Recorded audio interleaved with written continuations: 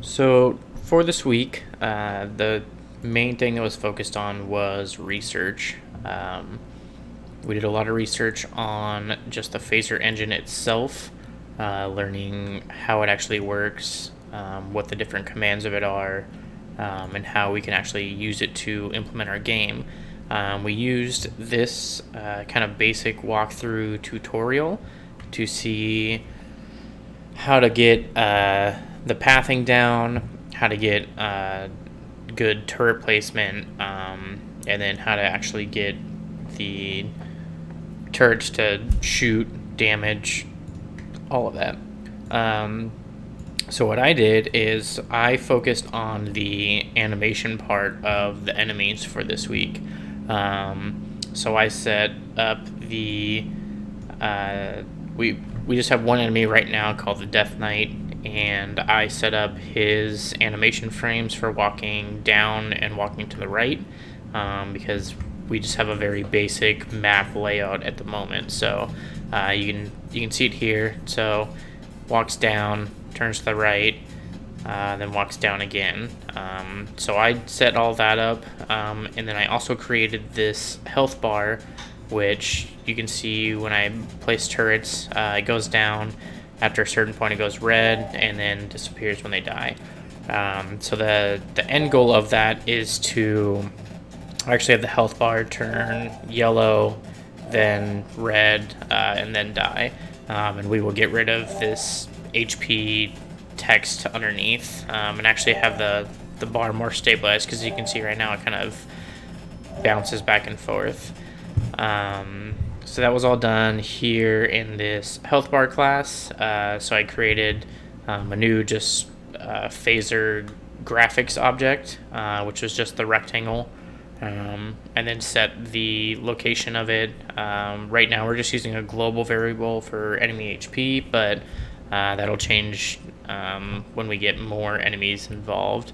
And then just added some extra functions within this. So setting the position of it, how to actually decrease the bar, and then just redrawing the bar. So and then once the object actually dies it's connected to, we'll destroy it. I also added in all of the sound effects. So if you look down here, so I have the background song that you could kind of hear, the walking audio as well, when the object actually gets hit, and then when it dies. So if you can see here, so you can hear all of them. The walking, I don't know that we'll keep in there. It seems like an extra sound, but for now, we're just kind of playing around with it, seeing what we can actually do. One of the bigger things that I did was set up the actual database through Mongo. And then I have our call here for how to actually get into the database. So the plan for next week is we're going to develop, or I'm going to make a front page where the person will actually be able to log in. And once they do that, it'll grab everything that they have saved in there, and be able to load that into the game before the game actually loads. So right now this is how to actually send our information to the database and get information back. And here's our database right now. So as you can see, we have there's a username and password fields within them, and so once those match, then it'll load this progress object, which will store the amount of gold the player has, which stages they've completed, which wave they're currently on. So if stage 1 was true, for example, and it was wave 5, then we know they're on wave 5 of stage 2.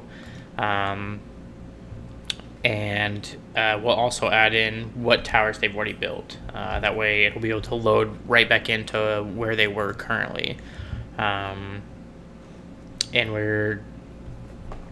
the hope is that players will be able to seamlessly be able to just quit the game, jump right back in, and pick up where they left off. Other than that, the plan for next week as well is to get actual wave movement, so that we'll have one type of enemy. Once they're all dead, then we'll start the next wave. That'll be a separate type of enemy, and we're doing all of that through these enemy groups, which Deepak was nice enough to set up, so that hopefully we can just run everything off of that general class of enemy and be able to use that for all of our calling. And yeah, so that's the wrap up of this week.